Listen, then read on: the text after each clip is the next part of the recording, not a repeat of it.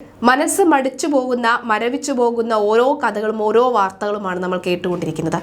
അതിനൊക്കെ ഇടയിൽ 18, 20, 22, 32 വയസ്സ് മാത്രം പ്രായമുള്ള ചില നല്ല മനുഷ്യർ നമ്മളെ വിട്ട് പിരിയുമ്പോൾ അവർ വെറുതെയല്ല പോകുന്നത്. അവർ 5, 6, 7 പേർക്ക് പുതുജീവനായിട്ടാണ് പോകുന്നത്. അത്തരം ചില നല്ല വാർത്തകൾ കൂടി നമ്മുടെ ഇടയിൽ നടക്കുന്നുണ്ട്. അത്തരം ചില നല്ല സംഭവ വികാസങ്ങൾ കൂടി നമുക്കിടയിലുണ്ട്. അപ്പോഴും അവൻ്റെ അവസാന യാത്രയിലും അവൻ ചെയ്ത നന്മയോർത്ത് അവൻ പോയി എന്ന ആ വലിയ വേദനയിൽ നിന്ന് അവർ പതിയെ മുക്തരാവും. പക്ഷെ എപ്പോഴും ആ 6 പേരുടെ പുതുജീവനിലോടുകൂടി അവർ ജീവിച്ചുകൊണ്ടേയിരിക്കും. പറഞ്ഞു വരുന്നത്, കഴിഞ്ഞ ദിവസം നമ്മൾ എല്ലാവരും ഒറ്റ മനസ്സോടുകൂടി പ്രാർത്ഥിച്ച ഐസക്കിൻ്റെ കാര്യമാണ്. ഐസക്ക് 6 പേർക്കാണ് പുതുജീവൻ നൽകിക്കൊണ്ട് നമ്മളുടെ എല്ലാവരെയും വിട്ട് പിരിഞ്ഞത്. ഐസക്കിൻ്റെ ശസ്ത്രക്രിയ നടത്തിയ ഹൃദയ ശസ്ത്രക്രിയ, ഹൃദയം മാറ്റിയ ഡോക്ടർ അടക്കമുള്ളവർ അദ്ദേഹത്തിൻ്റെ വികാരനിർഭരമായ കുറിപ്പൊക്കെ തന്നെ ഇറക്കിയിട്ടുണ്ട്. അദ്ദേഹം പറയുന്നുണ്ട്. ഒപ്പം അതുപോലെ തന്നെയാണ് 18 വയസ്സ് മാത്രം പ്രായമുള്ള അങ്കമാലി സ്വദേശിയായ ബിൽജി എന്ന് പറയുന്ന കുട്ടിയും ഹൃദയം കൊല്ലം സ്വദേശിനിയായ 13-കാരിയിലേക്ക് നൽകിക്കൊണ്ട് അവനും യാത്രയായിരിക്കുകയാണ്.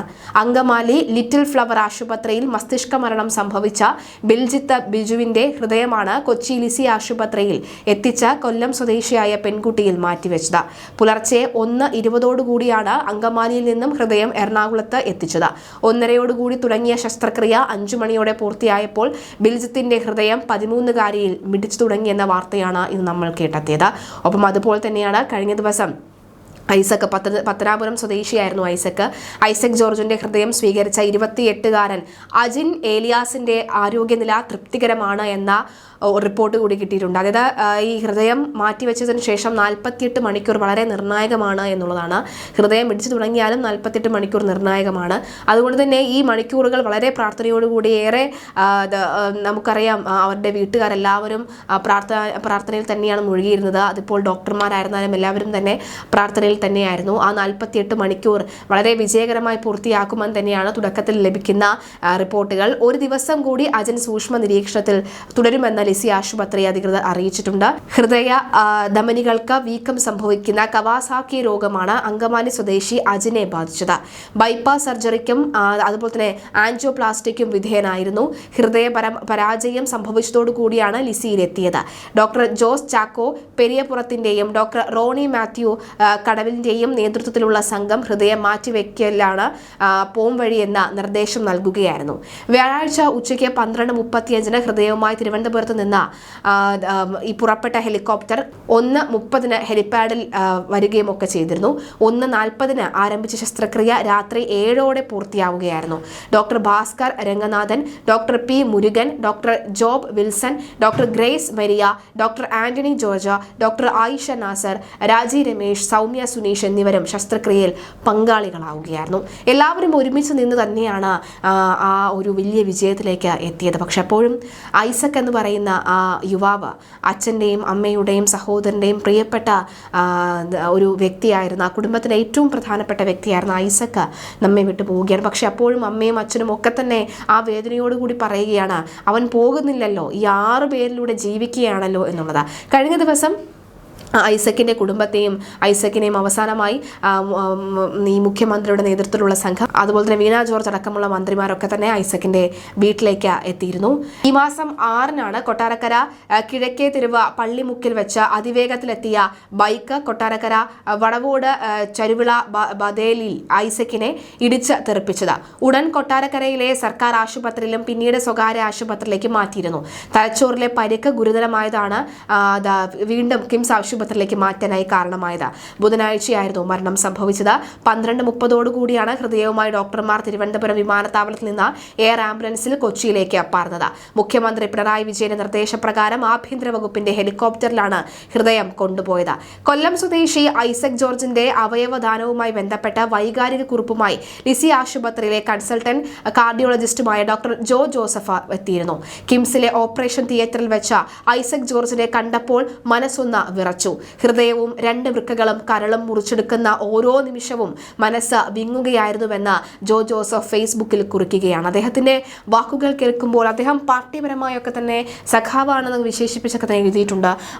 അതൊക്കെ തന്നെ മാറ്റിവെക്കുകയാണെങ്കിൽ ഒരു പച്ചയായ മനുഷ്യൻ, ഒരു യുവാവ്, അത് ഇനിയും വർഷങ്ങൾ ജീവിക്കേണ്ട ആ വ്യക്തി 6 പേരിലൂടെ വീണ്ടും ജീവിക്കുന്നു. പക്ഷേ അദ്ദേഹത്തിനുണ്ടാകുന്ന ആ ഒരു വിങ്ങൽ, ആ ഡോക്ടർമാർക്കുണ്ടായ വിങ്ങൽ, ആ ICU മുറിക്കകത്തുണ്ടായ ആ നിമിഷമൊക്കെയാണ് കുറിപ്പിൽ പറയുന്നത്. ആ കുറിപ്പ് നമുക്കൊന്ന് നോക്കാം. തങ്ങളുടെ ജീവിതത്തിലെ ഏറ്റവും വലിയ ദുരിതത്തെ നേരിട്ട് നിൽക്കുമ്പോഴും സ്വന്തം മകന്റെ, സ്വന്തം സഹോദരന്റെ അവയവങ്ങൾ മറ്റുള്ളവർ ജീവിക്കാനായി ദാനം ചെയ്യാമെന്ന് തോന്നൽ ആ കുടുംബത്തിന് ഉണ്ടായത് ഐസക് ജോർജ് വിശ്വസിക്കുന്ന പ്രത്യാശാസ്ത്രം കൊണ്ട് തന്നെയായിരിക്കണം.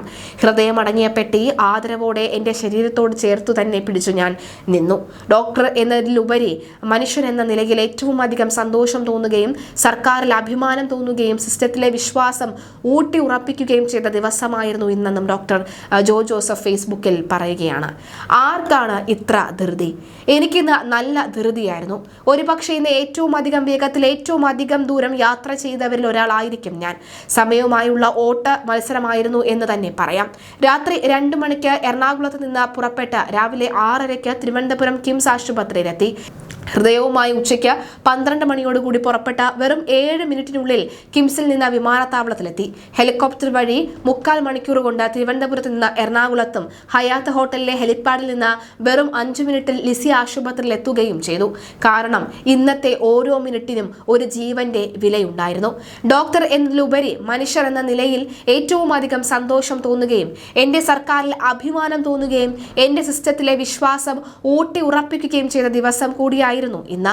കിംസിലെ ഓപ്പറേഷൻ തിയേറ്ററിൽ വെച്ച് ഐസക് ജോർജിനെ കണ്ടപ്പോൾ മനസ്സൊന്ന് വിറച്ചു.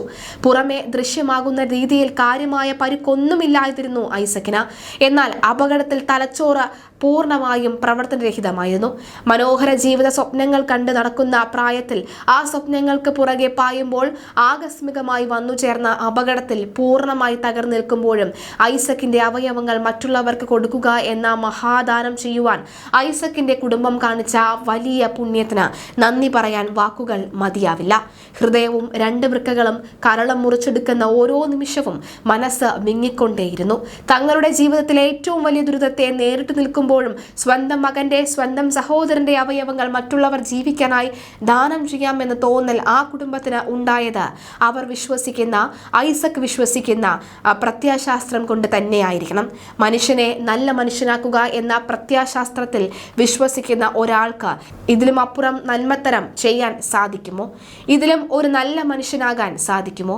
ഇതിലപ്പുറം മാനവികത ഉയർത്തിപ്പിടിക്കാൻ സാധിക്കുമോ? അതുകൊണ്ട് തന്നെ യാത്രയിലൂടെ ഉടനീളം ആ ഹൃദയമടങ്ങിയ പെട്ടി ആദരവോടെ എൻ്റെ ശരീരത്തോട് ചേർത്ത് തന്നെ പിടിച്ചുകൊണ്ടേയിരുന്നു. ഡോണർ അലേർട്ട് കിട്ടിയത് മുതൽ എൻ്റെ സർക്കാർ ഈ ഉദ്യമത്തിനൊപ്പം ഉണ്ടായിരുന്നു. ഇന്നലെ പാതിരാത്രി മുതൽ മുഖ്യമന്ത്രി പിണറായി വിജയൻ, അദ്ദേഹത്തിൻ്റെ ഓഫീസും മന്ത്രി പി രാജീവും അദ്ദേഹത്തിൻ്റെ ഓഫീസും ആരോഗ്യമന്ത്രിയും ഓഫീസും നിരന്തരം ഇടപെട്ടുകൊണ്ടേയിരുന്നു. സർക്കാരിൻ്റെ സഹായത്തോടുകൂടി ഹെലികോപ്റ്റർ സേവനം വിട്ട് നൽകുകയും ചെയ്തു. തിരുവനന്തപുരം, എറണാകുളത്തും സങ്കീർണമായ കാര്യങ്ങളെല്ലാം ഏകോപിപ്പിച്ചത് മുതിർന്ന IPS IAS ഓഫീസർമാരായിരുന്നു.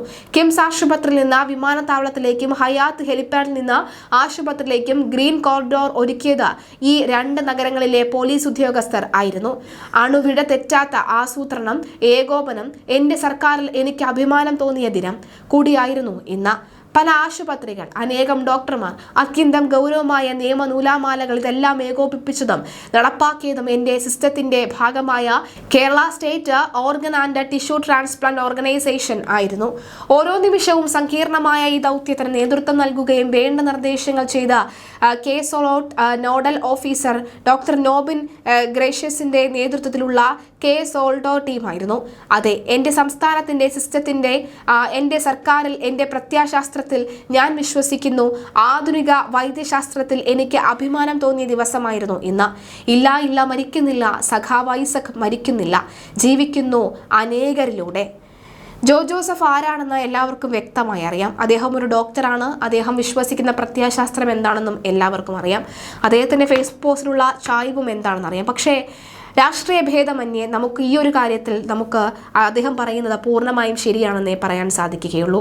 ആരൊക്കെ എന്തൊക്കെ പറഞ്ഞാലും എന്തൊക്കെ സിസ്റ്റം ഉണ്ടായാലും ഒരു ജീവൻ നഷ്ടമാകുമ്പോൾ നമ്മൾ ആ സിസ്റ്റത്തെയും അതുപോലെ തന്നെ ആ ടീമിനെയും കുറ്റപ്പെടുത്തുമ്പോൾ, ഒരു ജീവന് വേണ്ടി അവർ അഹോരാത്രം പണിപ്പെട്ടപ്പോൾ നമ്മൾക്ക് എല്ലാവർക്കും ഗ്യാലറിയിൽ ഇരുന്ന് കൈയടിക്കാൻ മാത്രമാണ് അവസരമുള്ളത്.